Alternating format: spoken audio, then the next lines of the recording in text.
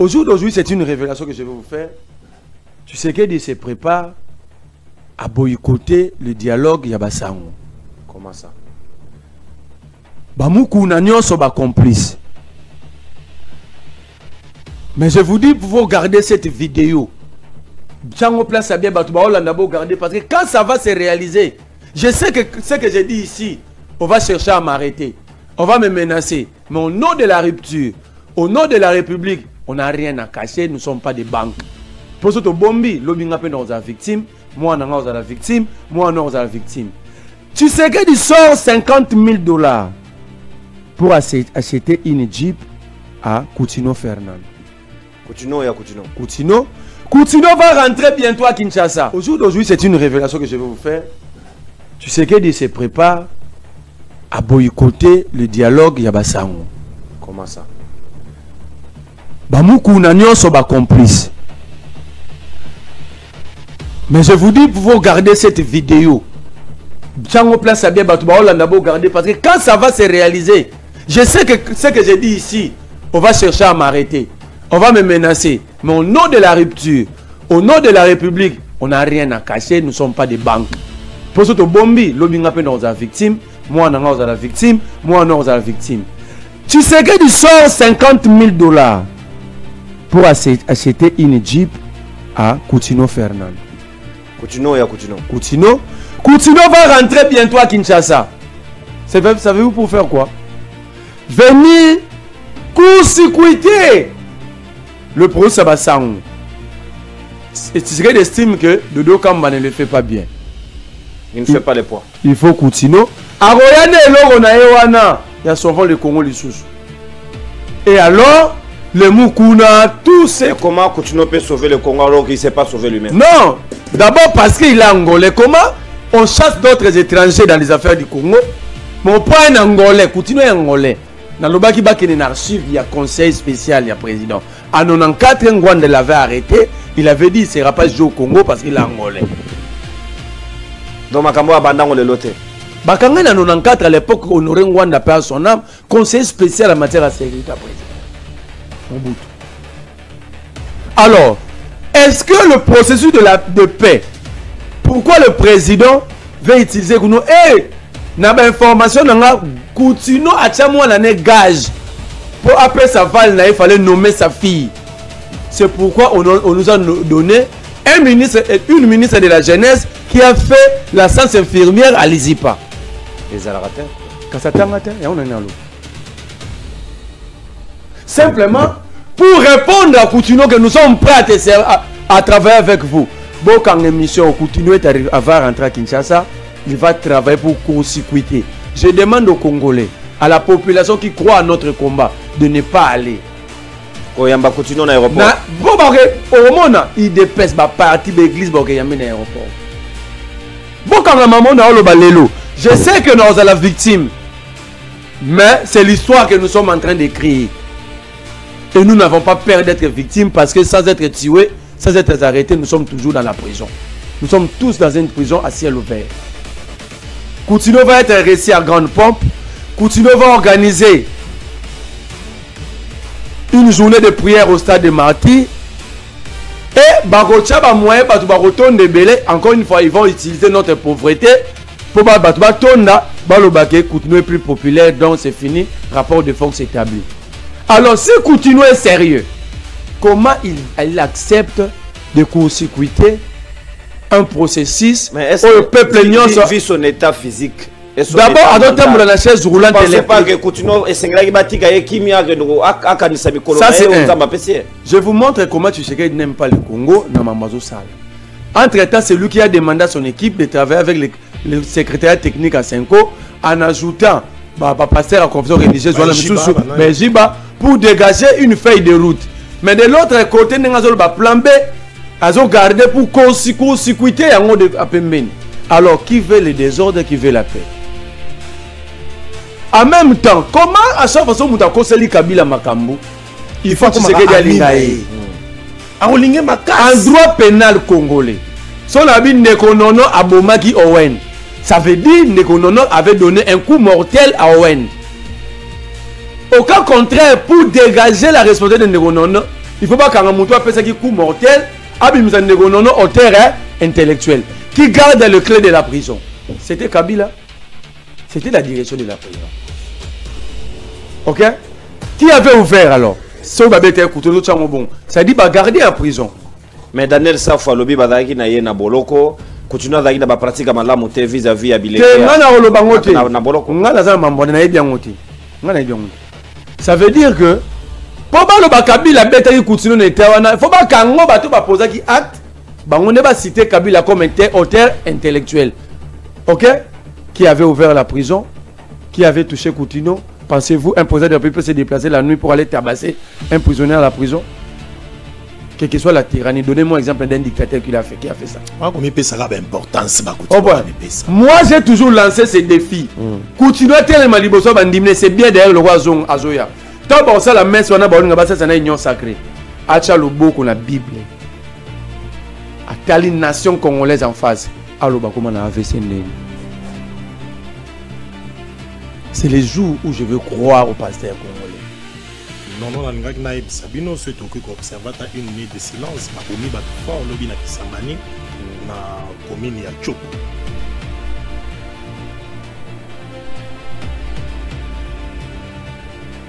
Merci. Il y a un certain moment de na Kisangani, Mikolo uti koleka awa ba braquage, ba enlèvement, ba belé sur salama. Il en est de même na boma ba peuple ko to ba tomboki makasi. Boma ba peuple ba temboki. Batoki mwana moko boya muke na matadi un petit de 13 ans. Batoki na ba policier 10 ans. 10 ans, il n'a même pas 13 ans. Et puis il faut mona sauvagerie en façon bazo tombola mwana bazo bambaye na sima. Botala mboke pa inini tozokende. Talamboke pa itozokende tolobi tous ensemble luttons pour le changement radical dans ce pays. Luttons tous pour le changement radical. Au moment où Félix Tshisekedi, même Etienne Tshisekedi, 13 parlementaires, bakulu tunabiso nyonso. Bitumbe zalaki tozo bunda kaka pour les changements. Mais le changement zokuka kozwa korte. Makamboto de Kriaki, Mikolo nyonso. Parce que Félix Tshisekedi est en train d'agir en moboutisme. Azo agir net Mobutu sans présence à Mobutu. Félix Tshisekedi a agir na kikabilisme sans qu'on na Kabila. Parce que Félix, je vous rappelle, c'est un fanatique farouche. Il y a Joseph Kabila, il pratique tout. On va en dire na kala yalinga kopiango, nazo kopiango so azo lekisa muwa. Talaba libéra ba Jean-Marc Aboun sans procès. Donc président de la République. Pardon mon amboka Wen Bosenge. Mon amboka James Muka essayez de bloquer un internaute de révélation, à comment révélation congolaise avec une erreur d'ailleurs. Baloba révélation congolaise. Bloquez ça sous commentaire dans live parce que chaque fois qu'il est là, il fait la promotion de rebelles. Nous ne sommes pas là pour les rebelles. S'il vous plaît, ce n'est pas ici l'endroit ni le lieu. Bloquez-les ça sous commentaire. Tous ensemble luttons pour le changement radical dans ces pays. Toke nangolo ko la slogan te. Bitumana biso nyonso uta bakondo Etienne Tshisekedi les 13 parlementaires. Ba Laurent Désiré Kabila pour faire partir Mobutu. Bituma nyonso biso tout ozobunda eza pona changement to visa kaka changement dans ces pays eza na eloko oyo okoki ko servir peuple ko leka changement te mbongwana mais caractéristique ya régime oyo baza ko pesa biso eloko ezala ki attente ya population te le fono na le fono ce qui batie biso na minimum ya bimata na ya rolia to résoudre. Vous voyez pourquoi l'homme blanc revendique partout? Parce que le minimum à vie à chaque jour soit solution. Si on a belé place que soit traitement, moi la qui est dans la classe dans la mbongo te, ba restaurant on fait les aides. Ba moi va prendre élémentaire à vie et trouver solution. Ce que peut faut la monter esprit à remonter le revendiquer biloko za likolo. Maintenant le politique plusieurs politiciens africains va décider de maintenir le peuple africain dans condition pour ne pas revendiquer. Au monet muta. Toi dans la poste libre par le kelo comme soit makasi. Je vous mais yo so luka non libre, neno luka immeuble. Tu es d'abord à la recherche d'un pain à 500 francs. Mais yo, au long de la poste à 10 niveaux. C'est comme ça qu'on nous maintient dans la pauvreté. Au bon exemple, Moutamba. On dit que Moutamba est devenu populaire, c'est faux. Les gens se sont rendus compte qu'il était ministre et il est sorti avec beaucoup d'argent. Depuis que Moutamba Zala Mouninga Saïsaï est sobé à Bamatampi. Ils vont là-bas parce qu'ils savent qu'il a l'argent. Donc, mon toba est au la haute, il a bon biloko. C'est ça la réalité. Ça, on est nommé na Congo de Bika tour, bah nommé Masalango wene et comme il tourne la biso. Tout ça, c'est Papa Etienne Tshisekedi. Aloba, so izambon wa l'État, so ba pesibino, bolia. Il a détruit toute une génération. Mbon wa l'État bali ango bongote. Mbon wa l'État peuple a bénéficié ango na ba action communautaire. Batongi banzela, batongi ba hôpitaux, mais un grand leader. Qui est ses parents qui peut accepter Atinda Mouane à Guéliambo au mot d'origine illicite? Non, Rose va révolutionner, Mouyibi, moi, Yibi, mon, on a besoin de jamais, les mais Papa Etienne a envoyé la jeunesse. D'aller, Abiba Chadar, Rwanda, parce qu'il va bon à l'État, va faire nos besoins. Au lieu de demander au peuple, tant que grand leader, de s'opposer à ce système, de dire non, vous avez baboye la besoin de tout le monde. Mais Papa Etienne a dit, voyez-vous, c'est lui qui a formé cette classe politique. Parce que 80% des acteurs sont de l'école tshisekidiste. Voilà pourquoi il détourne. Parce que c'est enseigné dans leur école. Mais ce sont les mêmes professeurs de Gonono Yonanga et tout ça en CM13. Bakay ko décerné Honorus Kaousa na président Tshisekedi. Ngana yo to sale to bi mais ça c'est quel type de classe scientifique? C'est quoi l'élément où il fait distinguer le président de la République pour pas payer ça y est diplôme wana? Aucun élément. C'était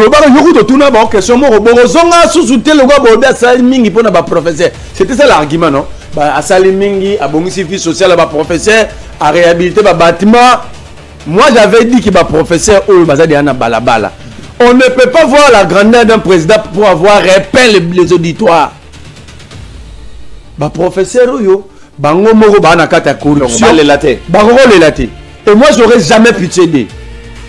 Il faut pas subir parce que lorsque il y a $1000, pour décerner des diplômes, ils ont terni l'image de la République. Honorus Kaousa, ils ont quand même diplôme de mérite à l'écolo. Pour n'avoir rien fait. Ils étaient fiers. Mais ils ont formé. Non, en retour, ils ont formé le gouvernement mécanique dans l'ISI Banakati. Basala basa se filmer na ici pas banakati. Basala ba nutrition. Ba format Félix Tshisekedi, ba format Grâce Coutinho. Félix Aloba format ba format Eliezer. Félix Aloba tanga na Belgique. Bon ba former la guerre. Grâce Coutinho sali exploit la na Paris Chrétien. Atanga nyo son 14 ans. Azala ki awate. Bon ba former la guerre. Ba format nani. So ba format ba tu faut pas ka soni ba ngomoko. Regarde la gestion. Quand vous formez les gens, ça dit vous mettez des produits sur le marché. Donc dans la société pour transformer la société. Est-ce que la société congolaise est transformée positivement? Toye awa na yebisio pour na ba professeur. En tout cas pas inono de Merlin Aouti Koloba. Bazo ba ki sapena mowa. Ba professeur na biso baza incarnation ya lokoso. Ya lokoso. Incarnation lelo oyo no professeur, c'est-à-dire sur ce oyo to tchaki to kiko tcha espoir na moka pour na un changement, mais bazo se comporter na ba charlatan. Kaka bango la plupart ba professeur oyo zo mona bango awa. Bango ba ko kumisa la biso Félix awa. Bo bisangana par rapport à quoi Félix Tshisekedi a se distinguer kana nini bo pe ce titre wana ya Honoris Causa. Félix Tshisekedi par rapport à quoi ces professeurs, tous ces professeurs que vous voyez, ils accompagnent ce régime. Un régime où ils ont rendu la population le long du niveau de ça. Qui d'entre tous ces gens-là, baza ko affronter pouvoir pour na ko reverser ma faiblesse na bango. C'est ka bilengyo zo mona biso. C'est ka benga tami balé na bango azo nomé bango. Na bango. Balé la té. Non, na yebisi yo tozolo bango bien sans aucune prétention. Les seuls les lo na kati ya Congo où bazo télémé la régime ya Félix Zababiso zo. Bato bazolo ba non ça suffit, ça ne peut plus continuer comme ça. Zababiso, pas ces professeurs là. Ils aménagent le pouvoir. Malgré ça, la biso mais dans la dignité. Mais dans la dignité. Batunyo so wana se taise. Batunyo so wana qui ne dit mot consent. Consentement à Batouana est approuvé de manière éloquente qu'ils accompagnent le pouvoir. Bozo les panani. Sabi na mapo yoke ko le lawana. Ozo le panani po simanango o kote pas soumis na yambio après si bino mbongo bobimisu pour changer langage. Ce que biso so to lobito so na pona bino na simanango bobimisi biso sikoyo yolela. Pourquoi il faut rupture? Pourquoi il faut pas tout na biso? Imaginez-vous, Moukongo, Moutamesana le Wandoune na Mounsambo avant de calme. Tu sais que y a tombé ici Moukongo. Moukongo sera le Mounsambo na elan safu. Na quoi na elan fumbo avant de naye. Peuple moko hospitalier posé à l'obarate lol. Batu ya Luzitu. Mais Mouta Luzitu a tombé ba bureau à l'état. Ça doit interpeller la conscience collective. La majorité des révolutions au Congo soit à l'Équateur, soit à l'Est de la République. Pas au Congo central. Bakanga bango kutu inga basilikate. Bateki bango pora matadi, basiliki te na même régime. Mais so ba comme niwa ça dit c'est que d'amemi bango na mi na souka. Imagine que parce que quelqu'un a témoigné contre Kabila et John Numina pour ça chez Beya a commis commandant Boma. Posez la question maintenant à Tshisekedi et à celui qui l'avait nommé. C'était par quel critère? Moutouassa dit plus de 20 ans, ça la joue, Moussala qui sodaté. On devait les recycler. Comment il s'est retrouvé commandant là-bas? Nous sommes abandonnés par nos propres dirigeants. Et le peuple l'acquise des collaborations avec le criminel. Ce n'est pas moi. Le peuple a tombé parce que les commandants de la police et les policiers s'organisent avec les criminels. Ça reste à vérifier si le peuple a réellement raison ou pas. On n'affirme pas, mais c'est ce que le peuple disait. Mais la grande question, on avait remis Mouanambos en cause. Il peut avoir raison, mais on ne devait pas capitaine dans une police dans une année, 2 ans. À côté de on a commis kuna. Après tout ça, Mirinde Aoutiga Poto a témoigné contre Kabila na John Numina procès tombé à Chebeya, commandant na Boma. On devient commandant comme ça.